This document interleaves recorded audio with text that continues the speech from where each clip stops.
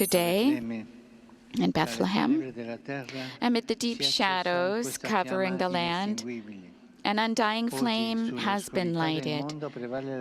Today, the world's darkness has been overcome by the light of God, which enlightens every man and woman. All those little ones whose childhood has been devastated by war, these are the little Jesuses of today.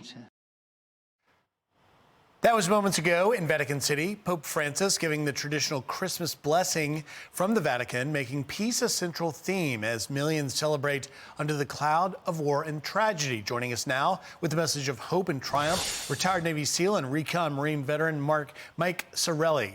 Mike, Merry Christmas to you. Thank you for being here. Thank you for your service and coming on this morning to bring your message of peace. I want to talk to you about that, but you heard the Pope there in giving his message. In his message, he really was hitting what he called the futile logic of war in the very land where Jesus himself was born. What are your thoughts?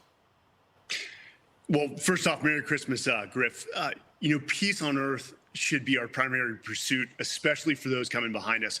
But it's also a multifaceted concept.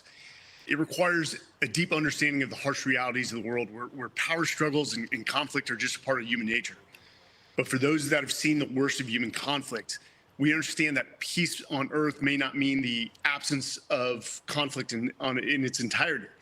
Now, peace is not a passive sort of state that simply happens.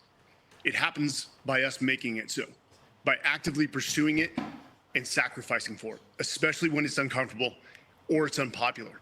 Now, here's the hope, is that we learn and grow so that we break the silence of, or the cycle of violence by passing those lessons on to the future generation so they live in a more just, compassionate, and safer world.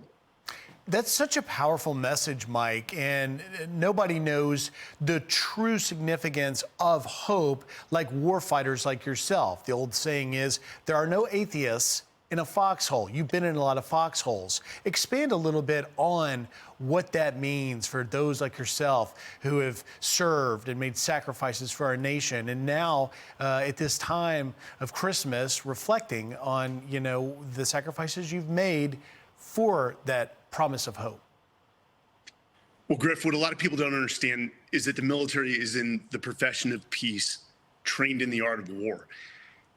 A lot of people don't pray to God when times are good, but especially on the battlefield, when matters are life and death, you find yourself close to God. And there's something interesting about being with your brothers and sisters in arms. You will never feel an emotional intimacy, a love as deep as that is all you have. And you're thankful for that companionship, that homecoming and belonging, despite being in a war zone. And the hope is that the conflict ends quickly. And, I wish more people could experience it. In a way, I'm glad they don't. But ultimately, the sacrifices of our soldiers forward right now, for those that gave their lives in the global war on terror, the whole point is so that others don't have to go forward and do it. But the reality of the world is we've got to actively pursue it and be vigilant. And Mike, just in the last 30 seconds I've got left, I want to let you just give a shout out not only to the men and women that have made the sacrifice and served, but also to the chaplains. During the invasion of Iraq in 2003, had the honor and privilege of listening to an Easter sermon from a chaplain, and it really galvanized the unit of Marines we were with, HMM 268, in a very difficult time in the battle in Iraq. Well, I want to send my blessings to all the Gold Star families, all the military families who have ones deployed, and the chaplains.